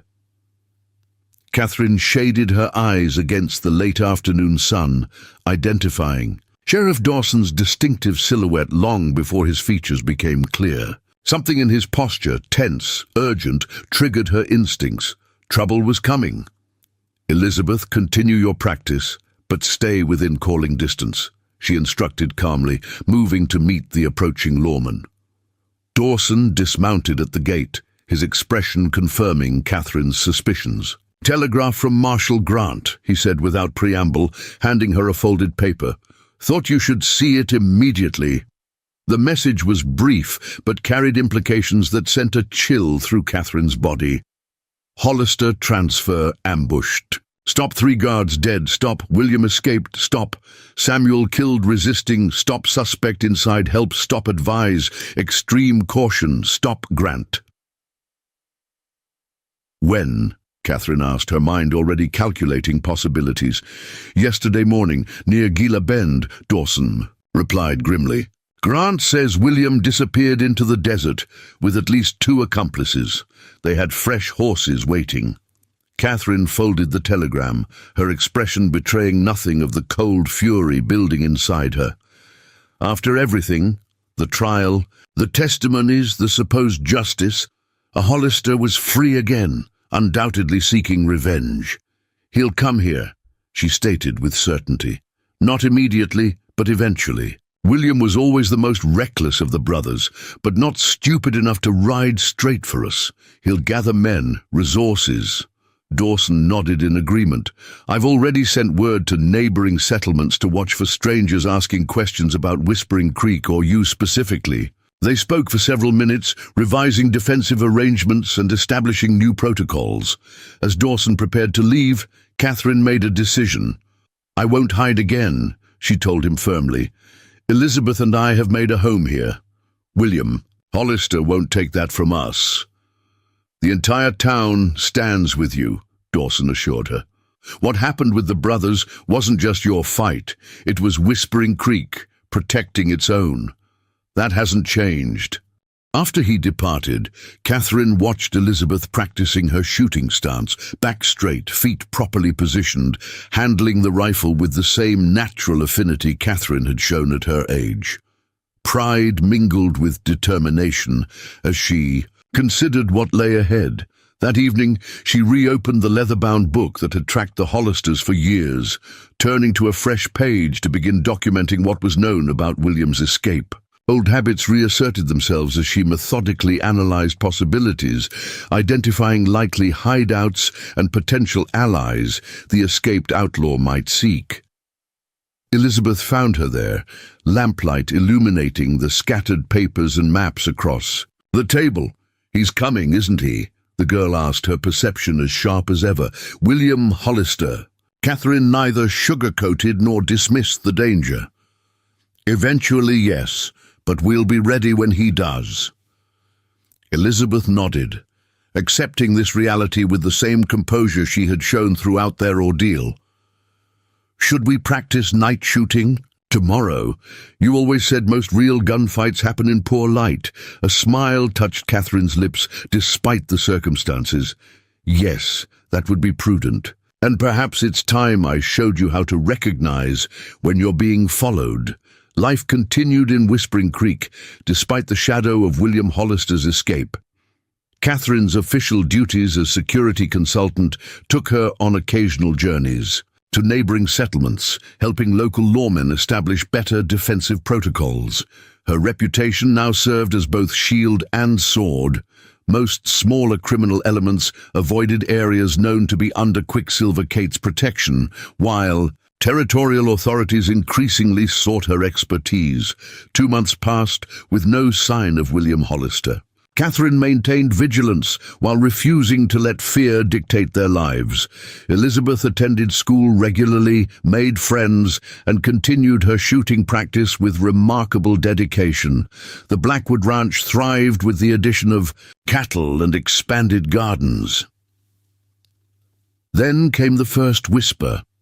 A drifter passing through Bisbee mentioned a man asking detailed questions about Catherine Blackwood, describing a hard-faced individual with a distinctive scar along his jawline that matched William's appearance.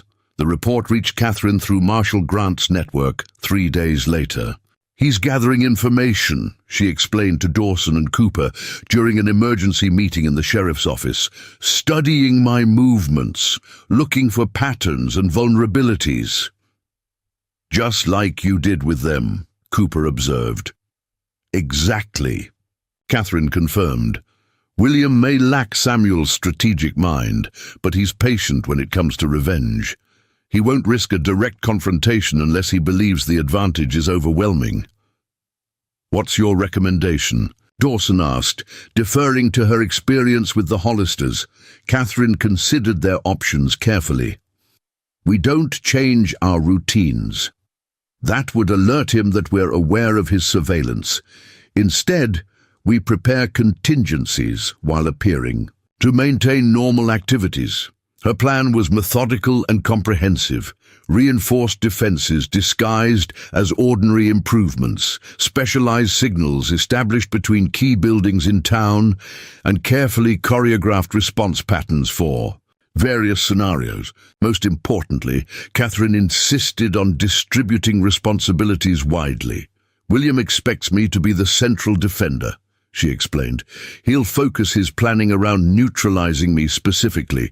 By spreading capabilities throughout the community, we create a defense that doesn't collapse if any individual is compromised." As winter settled over the territory, bringing cooler temperatures and occasional rain to the desert landscape, Catherine found herself more integrated into Whispering Creek's community than ever before. The shared threat had dissolved remaining barriers between her past and present identities. Children who once knew her only as the quiet widow now asked eagerly for shooting tips, while women who had kept a respectful distance sought her advice on home defense. What surprised her most was how naturally she adapted to this new role, part protector, part teacher, fully herself for the first time in years. The weight of secrecy had lifted, replaced by the different but somehow lighter burden of acknowledged responsibility. One evening, returning from a meeting with Dawson, Catherine found Elizabeth at the kitchen table, surrounded by papers covered in careful drawings, detailed sketches of various firing positions around their property. "What's this?" she asked, examining the surprisingly accurate renderings. "Defensive plans," Elizabeth replied matter-of-factly. "I've been thinking about sightlines from the house. The north corner has a blind spot we should address." Catherine studied her daughter with a complex mixture of emotions. Pride in her tactical thinking, sorrow that a child her age thought in such terms, and fierce love for the remarkable person Elizabeth was becoming. "You're right," she acknowledged, pointing to the drawing. "Perhaps a small platform in the oak tree would provide coverage without being obvious." They worked together into the evening, refining plans and discussing contingencies. When Elizabeth finally went to bed, Catherine remained at the table, contemplating how thoroughly their lives had transformed. The quiet widow and her daughter were gone, replaced by a formidable team preparing to face whatever came their way. 3 days later, a cowhand from the Peterson Ranch rode hard into Whispering Creek, with news that set the town on edge.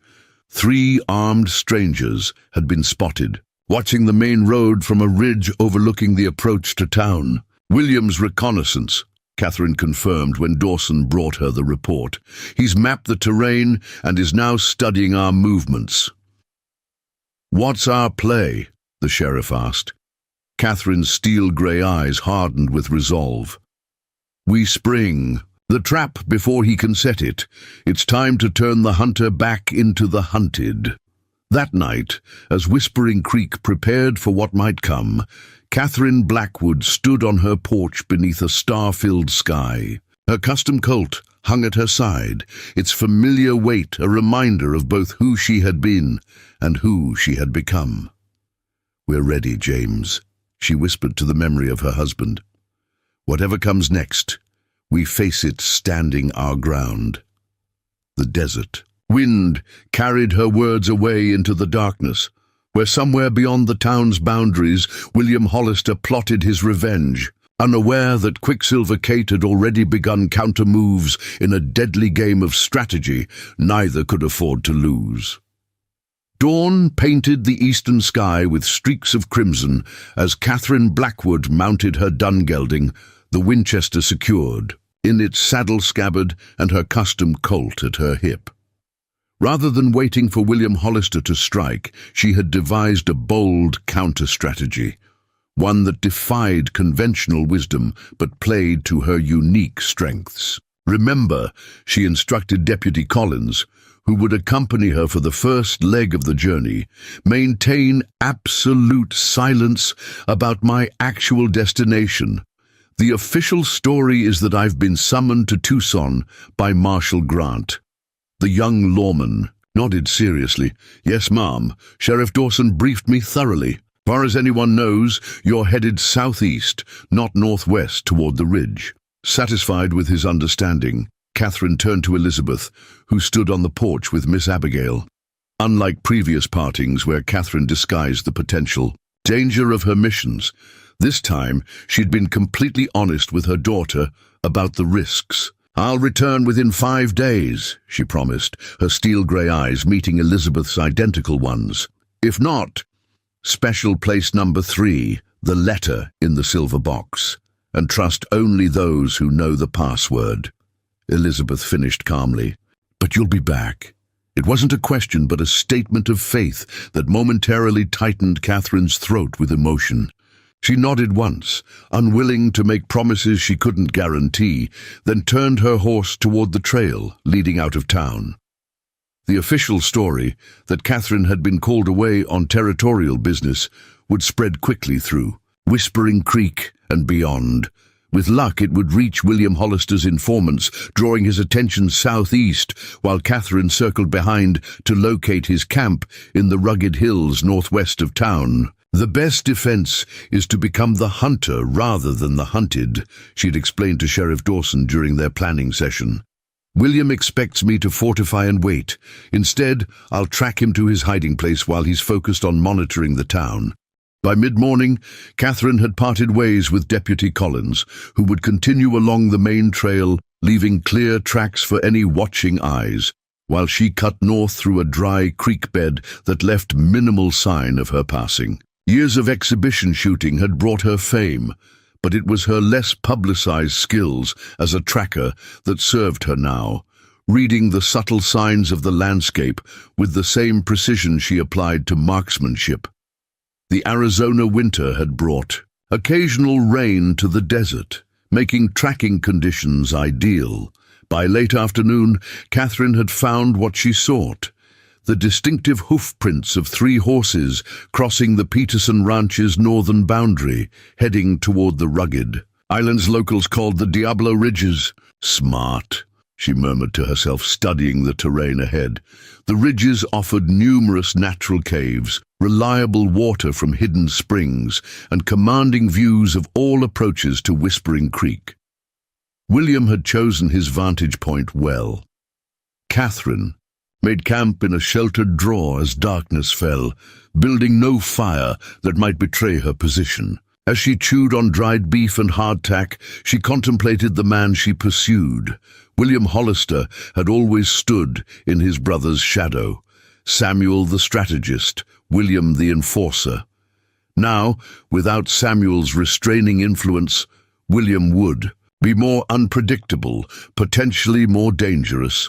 The moon rose full and bright, illuminating the desert landscape in ethereal silver. Catherine packed her simple camp and continued upward into the ridges, taking advantage of the natural light for a night approach. Moving with the silent efficiency that had once impressed military scouts, she navigated the increasingly treacherous terrain, alert for any sign of sentries or alarm systems. Near midnight, she caught the faint scent of wood smoke, almost imperceptible, but enough to confirm human presence in these otherwise empty highlands. Catherine secured her horse in a protected hollow, checked her weapons, and continued on foot, every sense heightened as she entered the zone of maximum danger. The camp revealed itself gradually through careful reconnaissance. A natural amphitheater, sheltered on three sides by sheer rock faces, with a small spring bubbling from the cliff wall. A crude cabin, likely built by long-departed prospectors, had been reinforced and improved.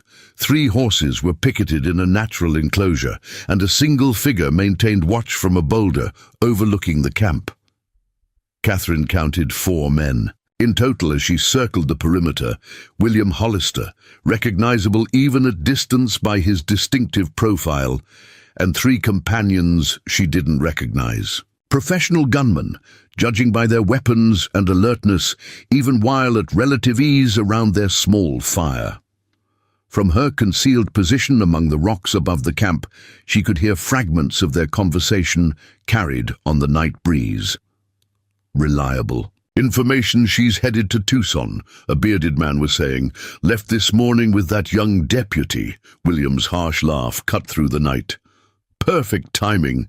2 more days to finish preparations, then we hit Whispering Creek, while Quicksilver Kate is chasing shadows in Tucson. The confirmation of her suspicions sent a chill through Catherine that had nothing to do with the desert night. William wasn't planning a direct confrontation with her at all. He intended to strike at the town, at Elizabeth, while believing Catherine was elsewhere.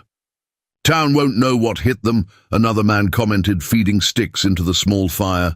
That sheriff's got what, 2 deputies? Against the 4 of us? 5, William corrected.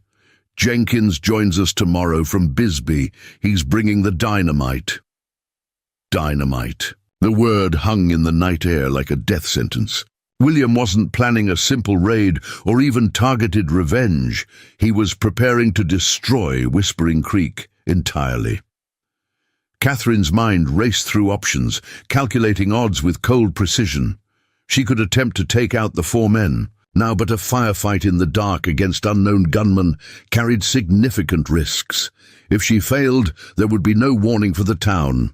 Alternatively, she could retreat immediately, race back to Whispering Creek, and prepare a defensive reception. Before she could decide, fate intervened. A small rock dislodged beneath her boot, clattering down the cliff face with unnatural loudness in the quiet night. Instantly, all conversation below ceased. "Check that," William ordered sharply, his hand moving to his gun. "Could be a mountain lion." The sentry moved toward the source of the sound, rifle ready. Catherine remained perfectly still, controlling her breathing as she weighed her rapidly diminishing options. The moment of ambush had passed. Now she needed to escape undetected to warn Whispering Creek. As the sentry approached her position, Catherine made her decision. Extracting a small mirror from her pocket, she positioned it to catch moonlight, then flashed a brief reflection toward the opposite cliff face. The momentary gleam of light drew the sentry's attention away from her hiding place. Something over. "There!" he called, changing direction. Catherine seized the opportunity, slipping from shadow to shadow with practiced silence, making her way back toward her horse. She had almost reached relative safety when a voice from behind froze her in place. "That's far enough, Kate." William Hollister stood 20 paces away, his revolver aimed steadily at her back. His face, illuminated by moonlight, showed equal. Measures of triumph and hatred. "Should have known Samuel's intel was wrong," he said conversationally. "You're not the type to run to Tucson when there's danger. You're the type to hunt it down." Catherine turned slowly, her hands carefully visible, mind calculating angles and possibilities. "William, Prison didn't improve your disposition, I see. Cold smile touched his lips. Didn't stay long enough for it to take. Unlike Samuel, I don't underestimate you. Yet here we are, Catherine observed calmly. You, making the same mistake he did, thinking you have the upper hand when you've actually walked into a trap. Uncertainty flickered briefly across William's face, exactly the reaction she'd hoped for. In that moment of hesitation, Catherine's hand moved with the legendary speed that had earned her the name Quicksilver, drawing and firing in one fluid motion. Her bullet struck William's shoulder rather than center mass, a deliberate choice. As he staggered backward, she dove for cover behind a boulder, a second shot kicking up dust where she had stood moments before. "Kill her!" William bellowed, his voice echoing across the rocky terrain as his companions raced toward the sound of gunfire. Catherine's position was precarious at best, 1 against 4, with limited cover in unfamiliar territory. But unlike the Hollister gang, she had spent the past several hours memorizing every feature of the landscape around her.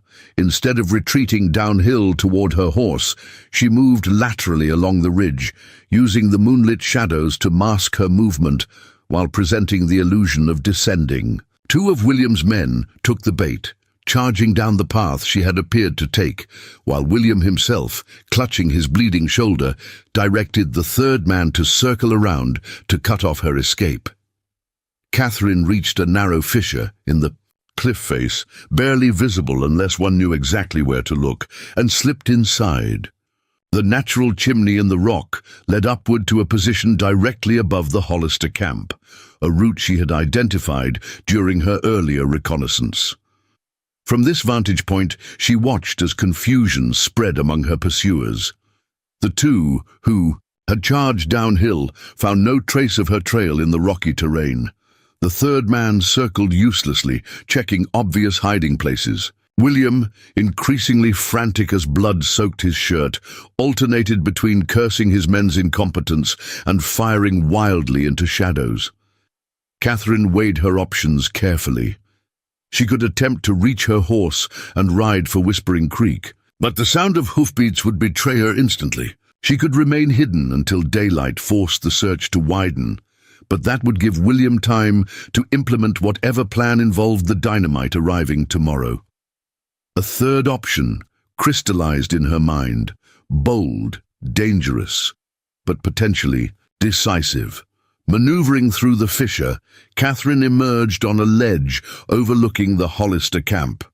The horses remained picketed below, including William's distinctive black stallion.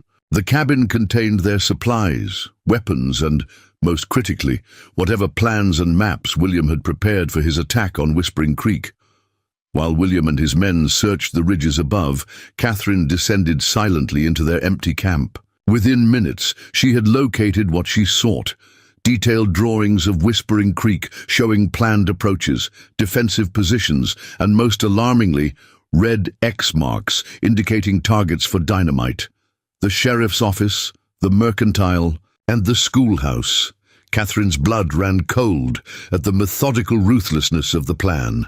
This wasn't mere revenge, it was annihilation. Working rapidly, she gathered the maps and the gang's spare ammunition, then turned her attention to their horses. With quick efficiency, she cut through the picketing ropes, then fired a single shot into the air. The startled animals bolted instantly, scattering in all directions into the night. Simultaneously, William's distant voice rose in a furious shout. As he realized what was happening below, "The camp! Get back to the camp!" Catherine crouched in the doorway of the cabin, Winchester ready as the first of William's men came charging back into the clearing. Her shot caught him squarely in the chest, dropping him before he could raise his own weapon. The second man, showing more caution, dove for cover behind a boulder, but found himself exposed to Catherine's angle of fire. Her next bullet found his leg, removing him from the fight with a howl of pain. William and his remaining gunmen approached more carefully, using the terrain for cover as they worked their way toward the cabin. Gunfire erupted from multiple directions, bullets splintering the wooden doorframe inches from Catherine's position. "You're outnumbered and surrounded, Kate," William called through the darkness.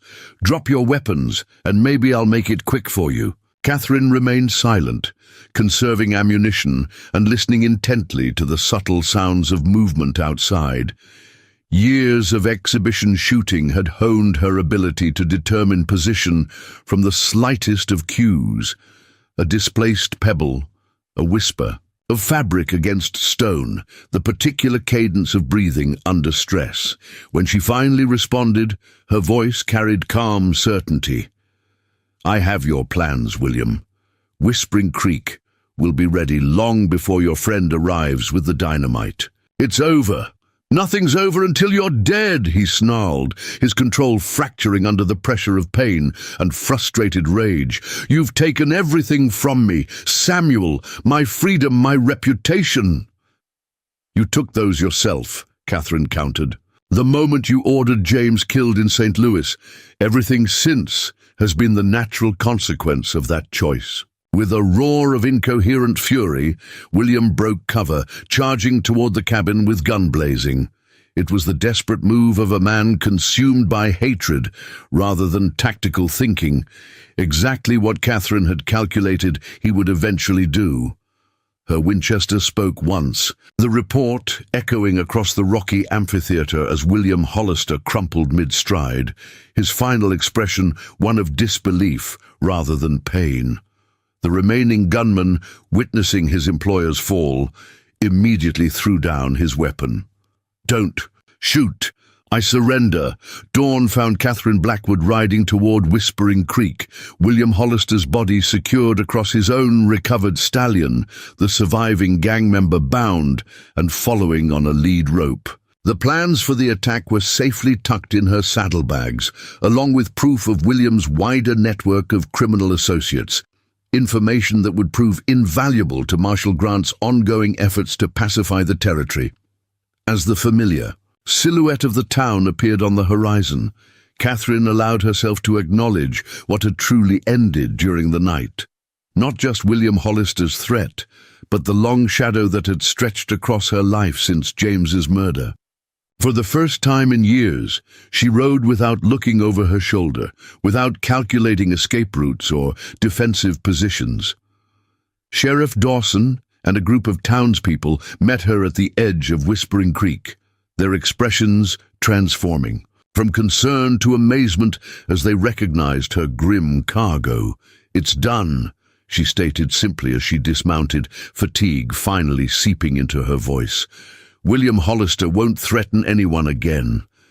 Elizabeth pushed through the gathering crowd, her face showing neither surprise nor fear, only absolute confidence that her mother would return victorious. Without words, Catherine opened her arms, and her daughter stepped into them. That evening, as Whispering Creek celebrated not just their deliverance from threat, but the final closing of a dark chapter in their history, Catherine Blackwood sat on her porch, watching the sunset paint the desert in gold and crimson. The custom colt that had defined her life for so many years rested in her lap, its weight suddenly feeling like an artifact of a different time. Elizabeth joined her, carrying 2 cups of steaming coffee. "What happens now?" she asked, settling beside her mother. "Now that it's truly over?" Catherine considered the question carefully, looking out over the land that had become their home, not through necessity or strategy, but through choice and connection. "Now," she answered, a genuine smile softening her features. "We live, Elizabeth, not just survive. Live." As darkness settled over the desert, Catherine Quicksilver Blackwood, legendary sharpshooter and protector of Whispering Creek, finally allowed herself to become simply Catherine, widow, mother and woman, with a future no longer defined by her past. Up next, you've got 2 more standout stories right on your screen. If this one hit the mark, you won't want to pass these up. Just click and check them out, and don't forget to subscribe and turn on the notification bell so you don't miss any upload from us.